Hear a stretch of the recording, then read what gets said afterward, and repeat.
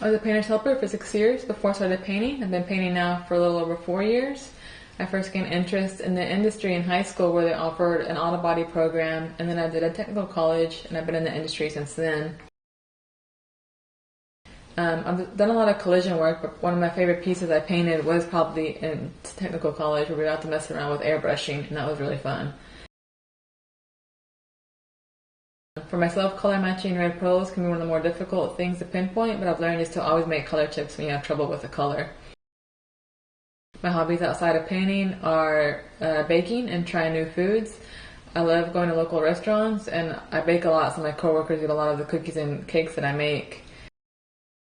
My pet peeve is clutter. Like, I like having a clean workspace, so everything's in its place.